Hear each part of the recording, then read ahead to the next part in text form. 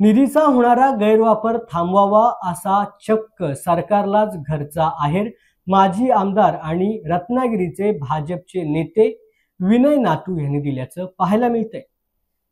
गृहराज्यमंत्री योगेश कदम यांच्या मतदारसंघामध्ये कोकण ग्रामीण पर्यटन विकास कार्यक्रमाअंतर्गत दिलेल्या एकाच ठेकेदाराला कामावरती विनय नातू यांनी बोट ठेवलंय।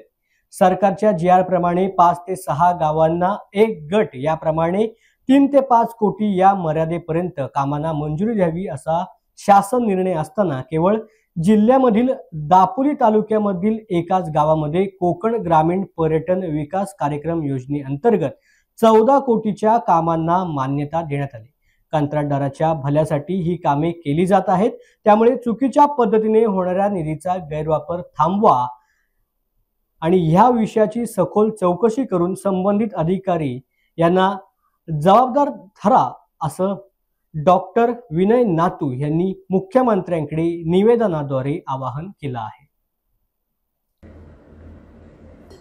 रत्नागिरी जिल्ह्यामध्ये कोकण ग्रामीण पर्यटन विकास कार्यक्रम हा महाराष्ट्र सरकारचा ग्रामविकास विभागाचा 23 नोव्हेंबर 2015 रोजीचा जो शासन निर्णय आहे, या शासन निर्णयाच्या सर्व निकष डावलून एकाच गावामध्ये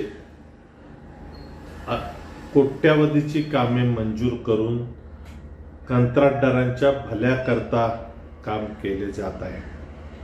खरं तर गेले 30-40 वर्ष कोकणामध्ये अनेक मंत्री कोकणचा कॅलिफोर्निया करू असं म्हणतात। आता तर कोकण कॅलिफोर्नियापेक्षा मोठं करू अशा पद्धतीच्या मंत्र्यांची भाषण आहे।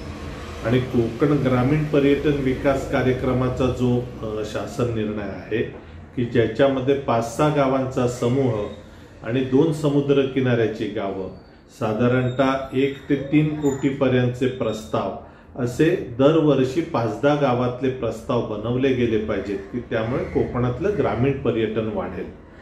पण सन 2024-25 या वर्षात या कोकण ग्रामीण पर्यटन विकास कार्यक्रमाचे सर्व शासनाचे निकष बाजूला ठेवले गेले आणि एकाच गावामध्ये 14 कोटीची कामं मंजूर करण्याचं काम या सरकारनं केलंय।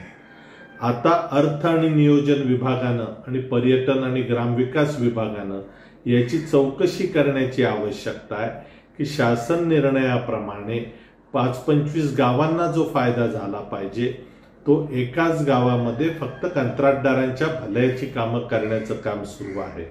या पर्यटनाच्या निधीमधून 1.5 कोटीचा पूल, 4 कोटीचा संरक्षक बंधारा, 3 कोटीचे रस्ते, मोबाईल टॉवर, तरंगती जेटी की ज्या तरंगती जेटीला MCZMA ची परवानगी मिळणार नाही आणि ती कायमस्वरूपी दुरुस्ती देखभाल त्याची कोण करणार याबाबतचं कोणतंही नियोजन नाही। अशा पद्धतीनं 14 कोटीपैकी जवळजवळ 10 ते 12 कोटीची कंत्राटदारांच्या भल्याची कामं करण्याचं काम या जिल्ह्यामध्ये चालू आहे। मुख्य सचिवांनी या सर्व प्रकरणाची सखोल चौकशी करावी।